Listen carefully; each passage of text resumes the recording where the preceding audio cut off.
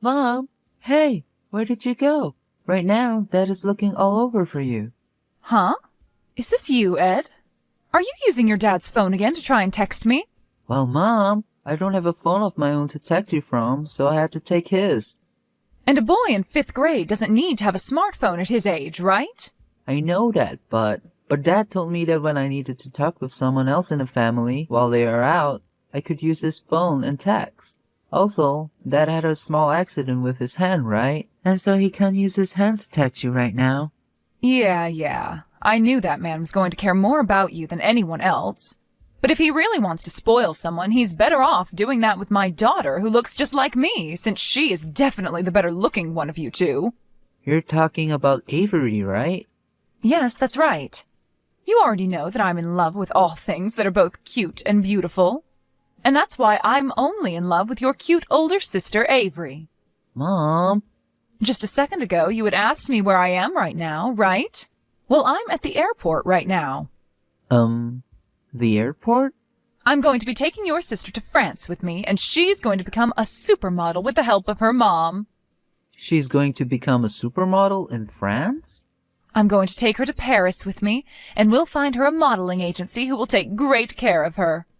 And you are far too ugly to be a kid of my own, so I won't be needing you anymore.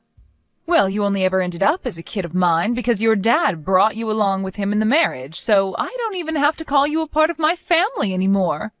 So please don't think anything bad of this, okay? Dad is asking, have you filled out any diverse paperwork yet? Tell him that the paperwork is sitting on the coffee table in the living room. All right. Well, then that's fine with me, is what he said. Huh?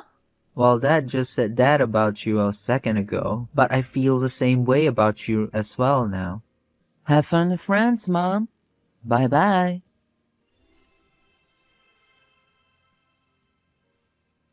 Hello, Ed. This is your phone number, right, Ed? And who am I speaking to right now? This is your mom, Andrea. What? I've heard about how you've been doing so well for yourself, Ed. So now you can look up to me as your mom since I was able to get you to this point, and I can feel good about myself again as well. I'm sorry to say this, but I don't believe I'm speaking with my mom right now. Well, it has been 10 years since we last met, and I'm sure my number is different from the one I had back in those days. But look, I'm your mom. And if you're wondering how I got your number, I was able to get it from your aunt. Your aunt was kind enough to tell me that you're getting into the showbiz yourself there, huh? And that you'll be going into Hollywood for your debut, right? That freaking dog. She's really gone and done it now. Hey, come on now. You should not be speaking about your aunt in that manner, okay? It's because of her that I'm finally able to talk to you again, and you can finally speak with your mother once more. I bet you're so happy to finally hear from your mom again after 10 long years of waiting, right? But I already told you, this is not my mom's number that I'm currently speaking to. Also know that she has only one phone and she's never told me nor anyone else that she has another. So tell me, what the hell do you want? Come on, Ed. You don't have to give me such a cold shoulder. I know it's been a long time since you've heard from me, but you should still know how to talk to your own mother, right? Look, can you quit it with all that BS? Huh? Are you kidding me? Can you not tell by the way I'm talking to you right now that I don't see you as my mother anymore and that I never want to again? Huh? You and that girl of yours, both Dad and I don't care about you guys. And all you do is bring back our bad memories by talking to me again. So go the hell away. And never try texting or calling me again.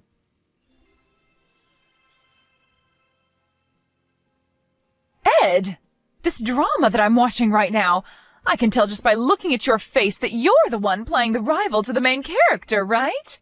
I saw your name in the opening credits, and that face of yours is the same as when you were back in 5th grade. I totally get it now. Back in the day, you were a bit of an ugly duckling, but now that you've grown into a young adult, I have to say that you are one handsome-looking gentleman. Amazing. So you really are my son after all. Ugh, you're texting me again? Hey! Do you really think that's the right way to talk to your own mother? It's not. So you'd better start talking to me in a polite manner from now on. You're not my mom, and that is why I'm talking to you like the annoyance you really are. All right already, all right. I get it that it's because of me that you've become this amazing little actor. It's because of all that wishing and praying that I did to have a child of mine turn into an actor that you've become such an amazing person, right? Seriously? And compared to you, your older sister, Avery, well, let's just say she's not doing as great. What's happened to Avery? Well, her and I are coming back to the States soon. Weren't you and her trying your hardest to get her to become a supermodel or something? Well, that didn't ever really turn into anything more than just a dream. I thought for sure that since she's a natural beauty, she'd be able to make it in one of those agencies over there, but of course, those French have a different idea of who's beautiful or not. So in the end, any agency we went to never gave her a chance to model, and any private work she tried never ended up being scouted.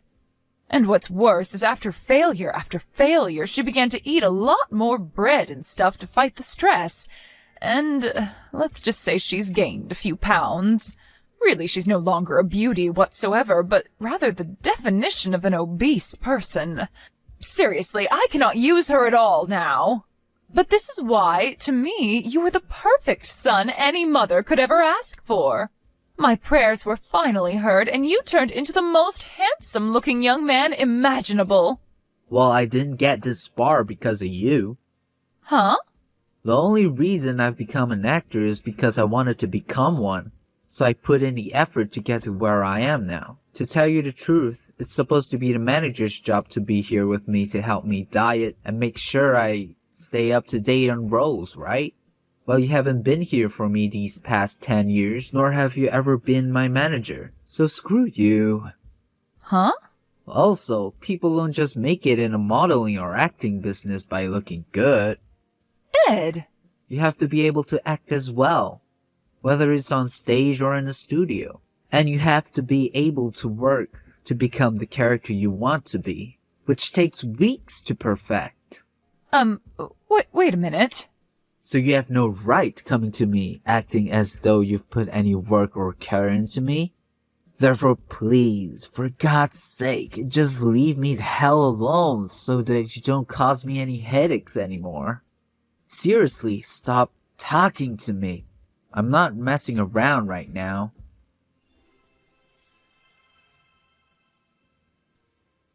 Seriously, Ed? Don't you think you're going a little too far with all this after having blocked your own mother's number now? Are you kidding me? I had my phone number changed so that I could get in touch with you again. I told you already, stop trying to get in touch with me anymore. Oh my. Well, why would I ever want to stop talking to my son?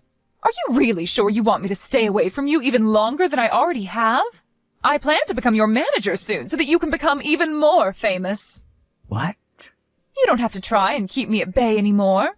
I promise that I'll do everything in my power to make sure you get as many roles as you'd like. And if you're worried about me having any experience, just know that I've been the manager for Avery for the past 10 years, and I did a wonderful job at it. By wonderful, do you mean you failed her on multiple occasions, and that's why you're back? Huh? As from what you've told me, you didn't take Avery anywhere as her manager, and only led her to becoming fat and sad about her life.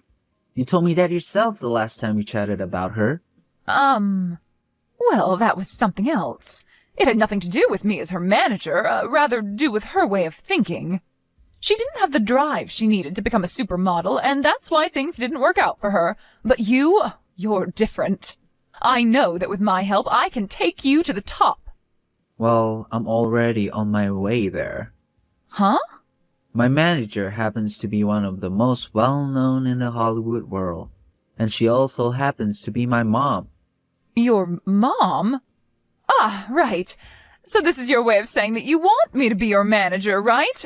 Understood, Eddie. I'll make sure to make you huge in Hollywood, and make sure that you and I never have to worry about falling out of the spotlight ever again. Wrong. I'm talking about how I already have a manager and mother, and she's not you. What? What do you mean by that? My dad happened to get remarried about 8 years ago. Huh?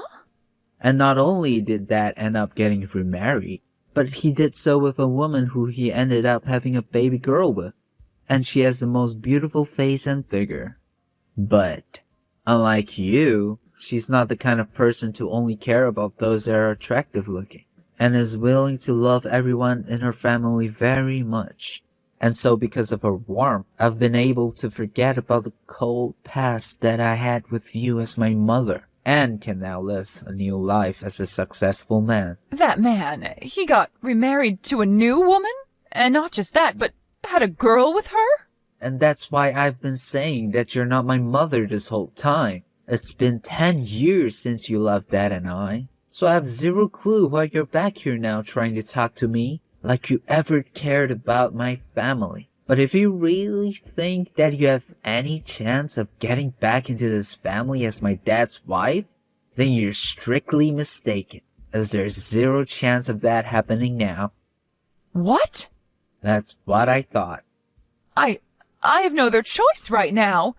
10 years ago, my dad, who was a very wealthy person, passed away. And of course, after his death, I received a lot of that money in his will from him. And when that money came to me, I thought it would be the perfect chance for me to get my daughter to become a famous model. And that's why I took her with me to France and started to make her model. I see. So that's what Dad was explaining to me about after you left us?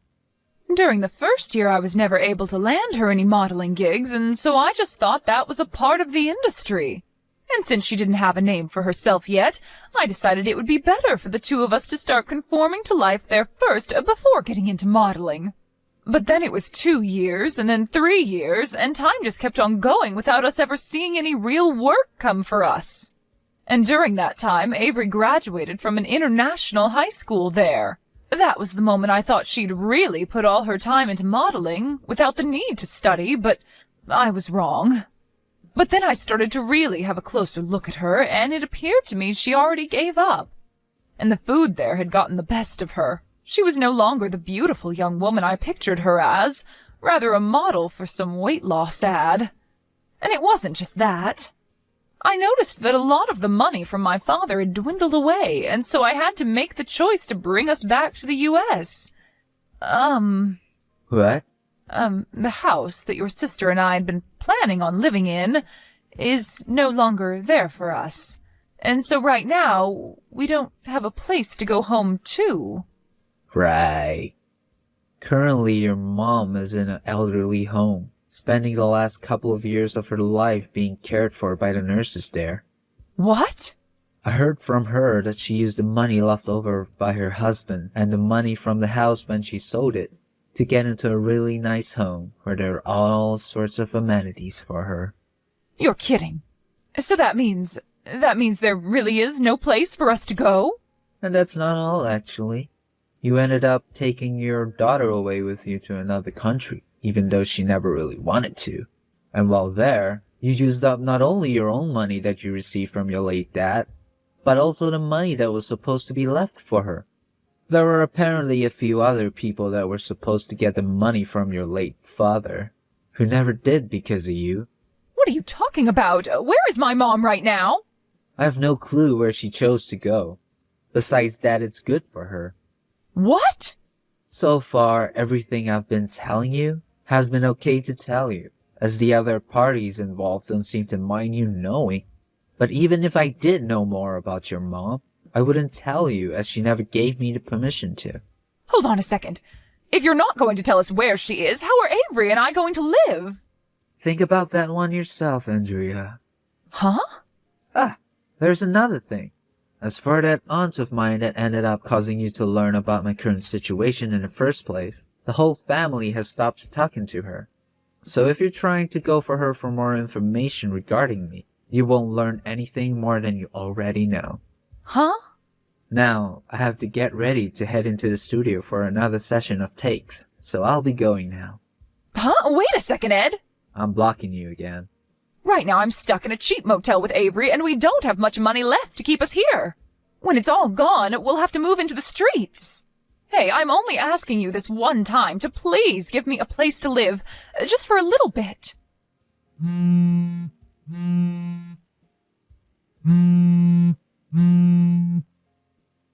Ed!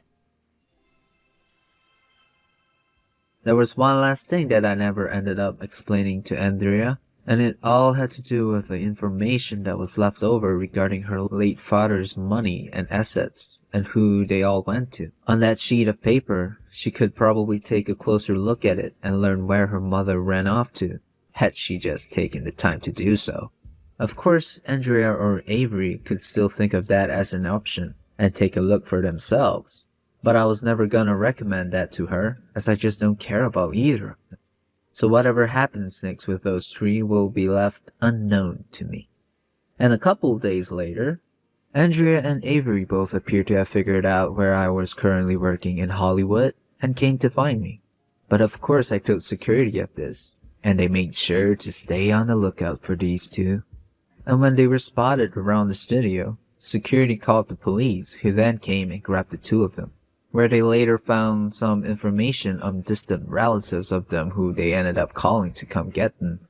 And within a day, a black minivan pulled up outside the police station to pick those two up, and then they were gone for good.